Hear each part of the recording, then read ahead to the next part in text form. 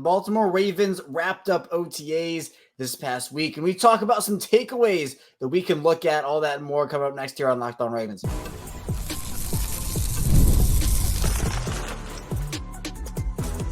You are Locked On Ravens, your daily Baltimore Ravens podcast. Part of the Locked On Podcast Network, your team every day. Welcome into a bonus edition of Locked On Ravens, your daily Baltimore Ravens podcast. I'm your host, Kevin Ostreicher of Ravens Wire, here with you on the Locked On Podcast Network, your team every day. Thank you so much for being here, making us a part of your Saturday and your first listen each and every single day. We're free and available on all podcasting platforms. That includes in video form on YouTube and audio form wherever you get your shows. We're 5 days a week here on Locked On Ravens, Monday through Friday. But of course, we do some bonus episodes sometimes like today. Also, we do live streams after every single Ravens game, after big pieces of Ravens news. So we have you covered if you want daily Ravens coverage, whether in video form or audio form. Really appreciate everybody who subscribes, follows along, likes the videos. It all means a lot to me here. I'm not going to make this a super crazy, super long bonus episode today, but I figure since Baltimore officially wrapped up OTAs, I think yesterday it wasn't open, but it was their last official day. It was the media last official day was Thursday, I believe, or at least it wrapped up over these last couple of days. Just getting into some takeaways from OTAs. Now, how much can you actually take away? Not a ton, but there were still some trends, guys performing well, guys who didn't. And we're going to get into more risers and fallers over the course of Monday's show leading up to Mandatory Minicamp, which does start on Tuesday. So that's coming up. But we're just going to get into a couple of takeaways. Then we're going to dive into, in the second part of the show, the importance of leadership for the Ravens this year, especially for some of the younger players on the roster at certain positions. We'll talk about, the obvious leaders, but then some up-and-coming leaders who I think need to take on more of a role in that regard. Then there's been a lot of Justin Simmons talk for the Ravens, nothing necessarily super substantial, but just a lot of rumblings about, the Ravens should sign him. The Ravens should sign him. So we're going to talk about Justin Simmons and whether he would be a fit in the Ravens defense. So let's talk about some OTA takeaways first. I think the first one is that we're seeing a lot of these rookies. We talked about rookies a lot last week. John Harbaugh made sure to mention the rookies, particularly Devontae Walker and TJ Tampa. One of my takeaways is that this rookie class is probably going to play a pretty big role this year for Baltimore. Now, does that mean they're all going to start and they're all going to be the number one guys? No. But I think that with the way this roster is constructed, as we've talked about time and time again, they're going to need some of these guys on rookie contracts to step up. Second-year guys, third-year guys, fourth-year guys, but that also does include the rookie class. Baltimore got contributions by about two rookies last year. Zay Flowers obviously being the big one, but then you have Tavius Robinson, and that was really it. I mean, other guys were cut. Other guys didn't really have a spot in terms of play time and snaps and that path. But this year, it seems like the rookie class, obviously, I think Nate Wiggins is going to play a huge role. Roger Rosengarten. I don't know so much about Adisa Isaac, but then you get to Walker in Tampa and maybe a Sanusi Kane in that safety spot. Those guys all got praise over the course of the past 3 weeks for OTAs. So, again, I'm not saying they're all going to go and just ball out and be parts of rookie teams and whatnot, but they're going to need, even just in spot places or for injuries, their rookie class is a lot of, this guy's the fourth guy on the depth chart at this position. He's the fifth. And if an injury happens, which again, knock on wood, I'm knocking, knock on wood that not a lot of injuries happen for Baltimore this season. It is a part of the game. So for the rookies, to me, it's going to be huge for them to step up. And we saw them, again, Tez Walker, TJ Tampa, Sanusi Kane, all these guys getting praise over the course of the 3 weeks. So that is an encouraging sign, in my opinion. Also, one of the interesting things, we'll talk about this more on Monday with risers and fallers, but as we've talked about, Malik Cunningham is making some sort of a name for himself at the wide receiver position. And this kind of goes hand in hand with the second part of the show. And we talk about some leadership qualities and guys like Zay Flowers and Rashad Bateman giving him a little guidance here. But Cunningham, again, I wasn't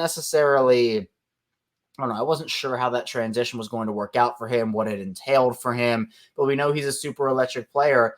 And one of my takeaways is this wide receiver spot might not be, the room might not be as clear cut as I thought it was, where I pretty much had 6 guys locked in and that was that. I don't know if Baltimore's going to keep 7 guys. I would highly doubt they keep 5, but I could see them maybe keeping 7, or maybe Tylan Wallace, his spot is not safe. So we saw a couple of guys who, potentially might have an into the roster. I don't know if Baltimore's going to go out and get a veteran wide receiver. I mean, look, I think they should, but I don't think they're going to. But they might have another guy or two on this roster right now who, hey, could step up and make a big impact in that regard. Also, I think that John Harbaugh is very excited for the second-year guys as well. Andrew Voorhees, Trenton Simpson, and those are the guys that I talked about is guys who didn't really make a big impact last season, right? Voorhees was obviously injured. Trenton Simpson was a guy that, played a bit, obviously played in that Week 18 game, but it was the Roquan Smith and Patrick Queen show. So I think John Harbaugh, especially for a guy like Tavius Robinson, those guys to me are going to have to play a big role too. But the interesting part is Marlon Humphrey. I don't know what's wrong with Marlon Humphrey. John Harbaugh said that they're going to have to see with Marlon in terms of his availability for mandatory minicamp. I don't know if this is lingering stuff from last season, if it's a new thing, but there is some question about whether he's going to be able to be a full go at the start of mandatory minicamp. And I don't know. That was one of my things where I kind of raised an eyebrow. I'm like, I didn't necessarily expect that.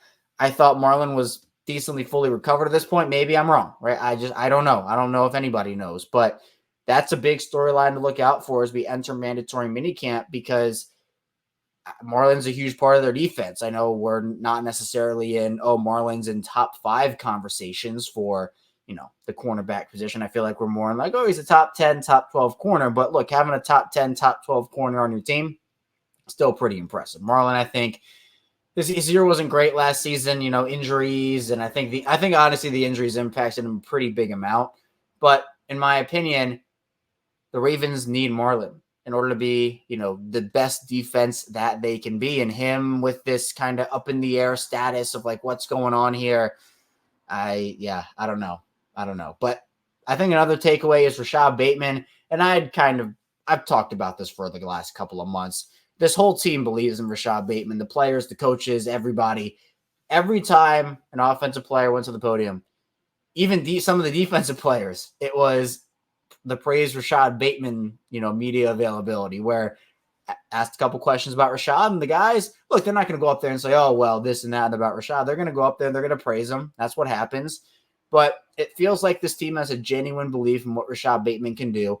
And that goes back to even who they brought in for visits, like Josh Reynolds, like Michael Gallup. Those guys were never challenging Rashad Bateman for that number 2 spot. They gave Rashad Bateman an extension. Now, obviously, that's by proxy of the 5th-year option being nullified based off of, I think that player-agent miscommunication that got Rashad Bateman's agent fired.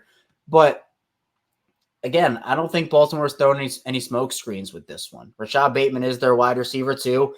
Is it a risk in a way? Yeah, it's a risk in multiple different ways. But, I mean, look, I think sometimes players, they need trust, they need belief.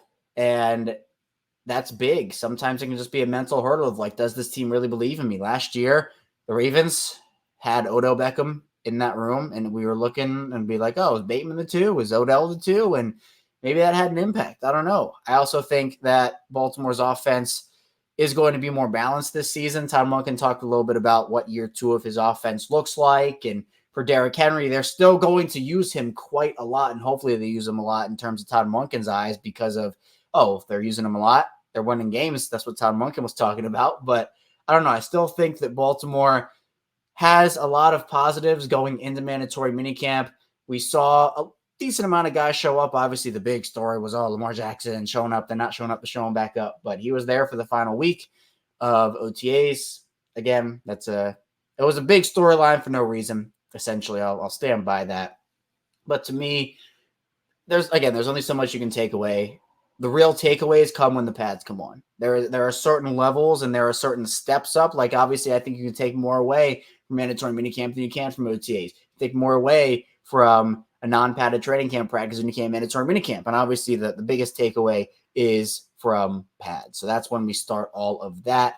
So again, I'm not necessarily concerned. I don't expect any crazy absences like contract disputes or guys not showing up for no reason. Like I think that everybody will be accounted for, right? We're not in the Lamar Jackson contract era anymore, so luckily we don't have to worry about that.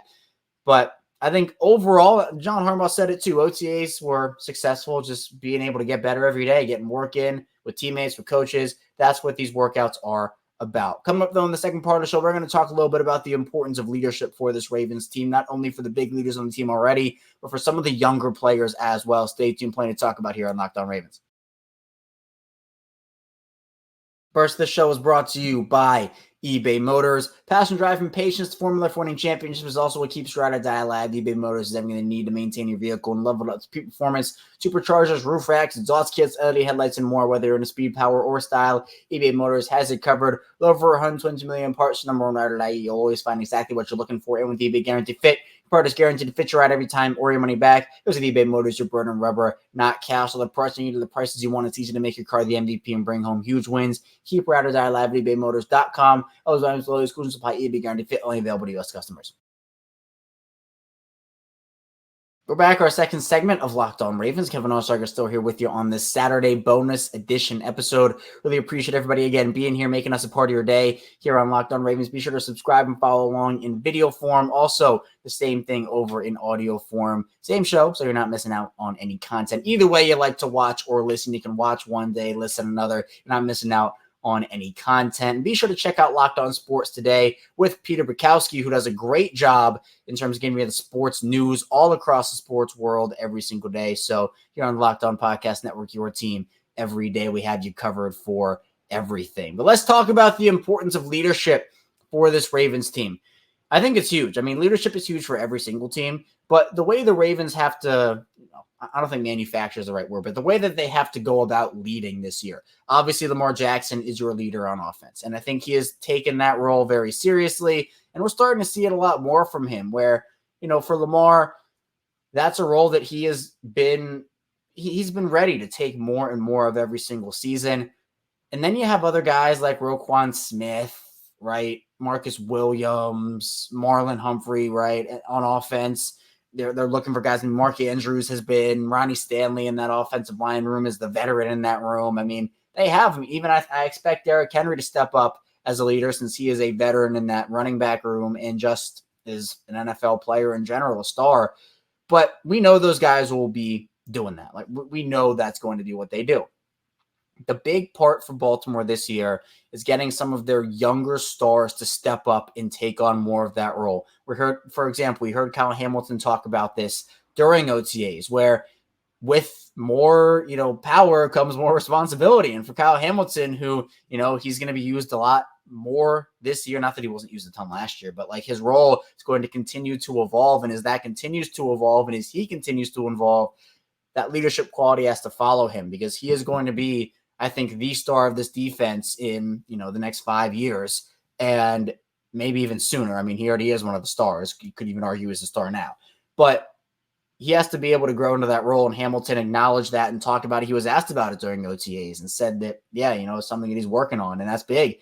We heard guys like Zay Flowers and Rashad Bateman almost mentoring Malik Cunningham, something we talked about in the first part of the show. That's why I said it went hand in hand, because those guys are giving out pointers and taking on leadership roles. Zay Flowers in just his second season, Bateman in his fourth. And that's with the role where Flowers, I think, understands he's the number one receiver on this team. Bateman understands he's the number two receiver on this team.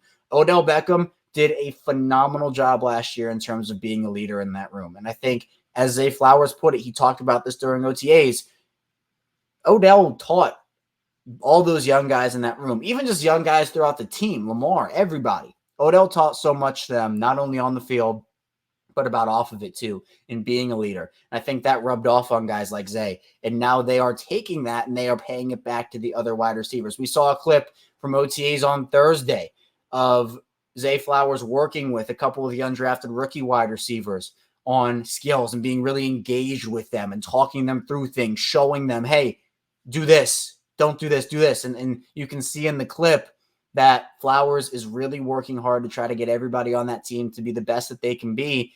And that's what you want to see out of your young guys, right? So you're done with your first year in the NFL. You're done with, quote unquote, being the rookie.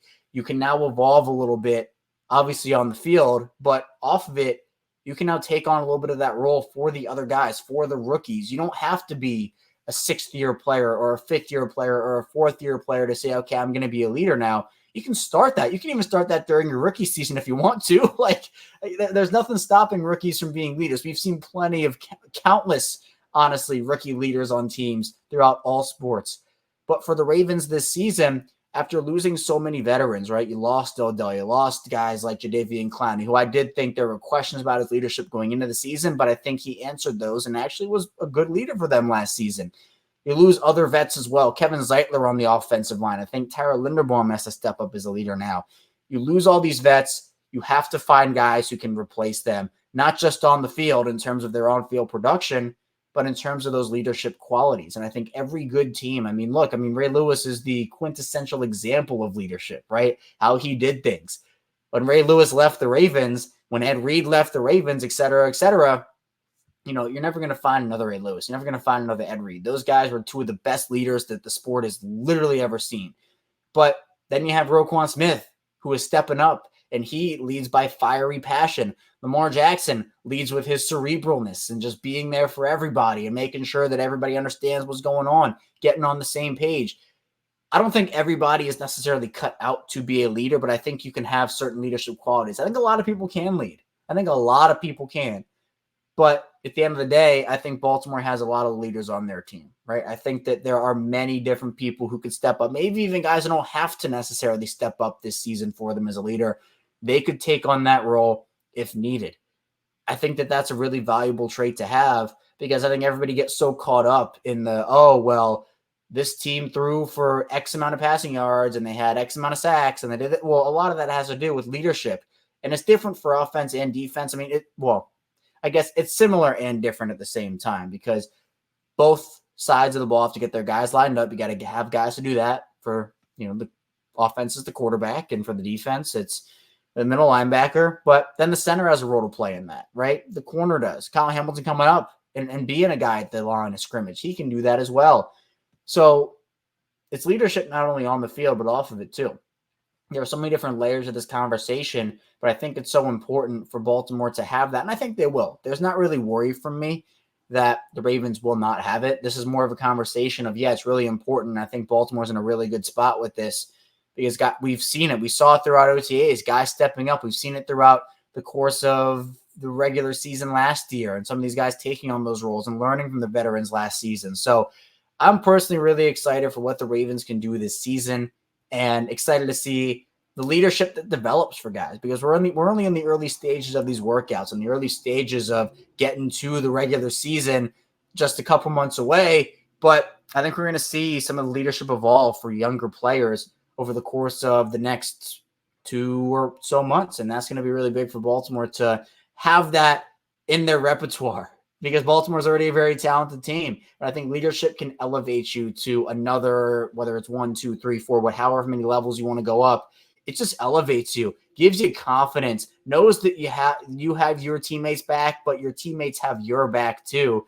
And there's not it's not an unfriendly competition. It's a friendly competition to go out there and make each other better. And that's just about a team wanting to see each other win. No selfishness, none of that. Of course, there's going to be some level of selfishness throughout a team, but it's not harmful selfishness. That's what makes a good team a great team. You have selfishness across the league, right? There are plenty of examples I could point to. For the Ravens, you can't have that.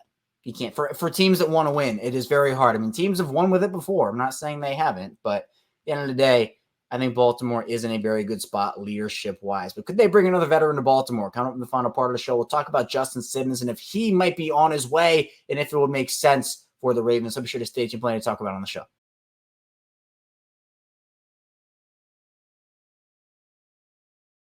We're back. Our final segment, Locked On Ravens. Kevin Oestreicher still here with you on this Saturday. A bonus episode here. We've done about, 20 or 30 of these bonus episodes, and they've been fun. Again, just stuff I haven't had time to talk about throughout the course of the week. Instead of just, scrapping the content and never talking about it, I just, I say, hey, let's go talk about it on the weekend, bonus episode. Then we can all be happy, right? So really appreciate everybody giving me some time on your weekend. Be sure to subscribe here and follow along whether you are a video watcher or an audio listener. The communities we built up have been so great.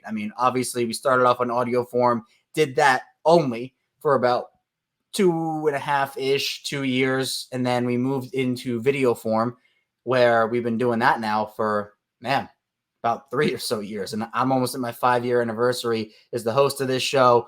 Plus, We are almost at 7,000 subscribers here. We're just a couple away. I think right around 50-ish at the time of this recording, maybe 55-ish at the time of this recording. So be sure to subscribe to the channel. It really helps out a lot in terms of visibility, and the community we've built here on YouTube is great. Also in audio form, as I talked about. Social media has been amazing. Subtext as well. So thank you for all the support here on the show. Now, Justin Simmons is a very interesting player for the Ravens. Again, no substantial reports or anything to indicate that he could be on his way, but it makes a lot of sense that Baltimore could be interested potentially. I think they should be interested, honestly. Justin Simmons is one of the better safeties in this league still. He would be the perfect third safety for what the Ravens are looking for. We've talked about the safety position a ton over the course of these past couple of months for the Ravens, especially after the draft ended, where their only safety depth outside of Marcus Williams and Kyle Hamilton, which, by the way, I think is the best safety duo in the NFL. But regardless, outside of those two, you have Sanusi Kane, who's a 7th-round pick, and you have Bill Brady, who's an undrafted rookie. Now, reports might be indicating here that Adarius Washington is going to move back to safety and is in the lead for that third safety spot, which I think Adarius is also awesome. I think, for me, if you've been with me every day and you were with me during that I think he was an undrafted guy in 2021, if I'm not mistaken. But if you were with me for that draft, I wanted Baltimore to take him in the 3rd round, and he went undrafted. So it's a guy that I've always believed in. He is. And I'm excited to kind of see how his career unfolds, because they've kind of moved him around a little bit. Came in as a safety at ECU, went to be a slot guy. But Simmons is just on a whole nother level. To be honest, I think that he totally deserves a starting spot somewhere. But if Baltimore can get him as their third safety and use him in rotation, obviously a significant snap rotation between those three, Simmons is a deep threat where you can put him back and he can make that happen. The thing with Jamal Adams, who the Ravens had in for a visit a couple weeks ago, the thing with him is it's just so difficult to gauge where he would play for Baltimore. I mean, obviously as a dime backer, it makes sense, but you need someone to replace Geno Stone, and I don't think Jamal Adams does that. I think Justin Simmons would do that, and Justin Simmons is a better player, in my opinion, than Geno Stone is, and that's no disrespect to Geno. Geno had an awesome year last year, a career year, and he got paid for it. So Geno did what he was supposed to do, stepped up for Marcus Williams, but they need that, right? Because Marcus Williams has been injured these past 2 seasons, and if they were to go into the year with what they have right now, I mean, Ardarius could fill that role. I'm not saying he can't, but it limits what you can do essentially with Kyle Hamilton in a lot of different ways, because Trenton Simpson, I think, is going to be awesome, but he's still a question mark up to this point. We don't know who he's going to be with a full complement of snaps. For Adarius Washington, who would he be with a full complement of snaps? I think great, but we don't know the answer to that question. We know who Justin Simmons is, and I think with his skill set, it just fits a lot better than with Jamal Adams. Maybe Baltimore has Jamal Adams on their, almost like Des Bryant in 2021 on their short list, where if they need him, they can bring him in maybe later in the year, have him in for a workout, get to know him a little bit and say, hey, we'll call you if we need you. But there are a lot of good safeties out there. And even if we're kind of extending this conversation beyond Justin Simmons and who he is and what he can do, another safety that could just fill that Geno Stone void. I think that is the most important void left to fill for the Ravens. I know a lot of people are talking about maybe adding another wide receiver, another offensive lineman, another edge guy right there, or plenty of other needs that they could add. But the conversation, if it was to be Simmons, is automatically going to turn to the money. Baltimore has about $5 or $6-ish million in cap space left. And it is going to be a question of how much money would Justin Simmons want. He's not going to sign for a minimum. He's too good. I wouldn't be shocked if he wants more than Baltimore's cap space total. And I think the Ravens still want to probably add 1 or 2 more guys before the season starts, but they're not going to add, I don't think we're going to see the same offseason that the Ravens had last year, where they just signed veteran after veteran after veteran before the season started. I think the roster is constructed in a different way, and they can't do it because of, again, the contracts, Lamar's contract, and all the other guys that they have to play. Because essentially, if you're signing a veteran, is that guy a needle mover? A lot of their veterans last year were. I think Simmons is a needle mover, and that's why I'm totally on board to signing him. But if you start to sign these non-needle moving vets, they start to take snaps away from your younger players, and that's the issue that Baltimore is trying to go with right now. Well, not go with obviously right now, because They have to see who their young players are. They need to see if these guys can take snaps. That's a huge risk for a team trying to compete for a Super Bowl, because what if it doesn't work out? And I guess vets are the quote-unquote more sure thing. But some of these vets can step up. Some of these young players can step up too. I think it's going to be a balancing act where you're going to have a guy like Bateman step up, a guy like Andrew Voorhees, Ben Cleveland, David Ajabo, all these young guys. But is every young player going to work out? So that's where I see maybe a Justin Simmons making a huge impact. Plus, it would free up Kyle Hamilton. Right now, Kyle Hamilton is limited to the back end, in my opinion, right? Unless you want to play Sanusi Kane back there, or Bo Braid back there, or Darius Washington, which you could. I'm not saying you couldn't, but the Ravens defense is at its best when Kyle Hamilton can roam around the field and be the ultimate chess piece. That is the biggest concern here, where I talk about this example all the time. Last year with the Pittsburgh Steelers, Minkah Fitzpatrick, the Steelers had no safety depth at all. And it essentially forced them, Minkah Fitzpatrick, who is a do-it-all chess piece safety, it forced the Steelers into playing him in a role that was nowhere close to what it should have been. It was very restrictive. He wasn't able to kind of be free and do his thing. And he wasn't able to be the chess piece the Steelers needed. Now, they go out there, they had a bunch of safety depth this offseason, including former Ravens safety Deshaun Elliott. But that will allow Minkah Fitzpatrick to go and play and be free. The Ravens need Kyle Hamilton to go out there and be the chess piece. They absolutely need him to go out there and be the chess piece. So if it is a Simmons, if it is a somebody else, I mean, it feels like we've had this conversation forever here on Locked On Ravens. It's just, it's like over and over and over again. But here we are, mandatory minicamp starting next week, and they don't have that. Now, there's plenty of time still. Season doesn't start tomorrow or Monday or Tuesday. There's still plenty of time to go out there and add a guy. But just the vibe I'm getting seems to be, they're going to roll with their roster, maybe add one more guy that's, not a Justin Simmons caliber player. If it were up to me, I would be bringing in Justin Simmons. I'd be trying to figure that out and trying to, it's almost like not making it so much of a burden on your young guys. Like, there's going to be a lot of stress and a lot of pressure. And while some young guys will be able to live up to that moment, I'm not sure every single one will, when you're essentially relying on double-digit young players, second-year guys, third-year guys, fourth-year guys, and, of course, rookies. So vets can help ease that, even if it's in a tandem-esque role at other positions even. This even goes far beyond safety. So there's a lot of questions that Baltimore has to answer. We will see how they end up doing that. That's all I have for you today on Locked On Ravens. Thank you so much for tuning in today. We'll be back here on Monday, so no bonus episode tomorrow. We'll just do our regular scheduled programming on Monday. We'll talk about some OTA risers and fallers, who performed well, who didn't, what does it mean for them, and we'll also do a couple more OTA takeaways in that episode as well. So be sure to stay tuned. We'll see you right back here on Monday on Locked On Ravens.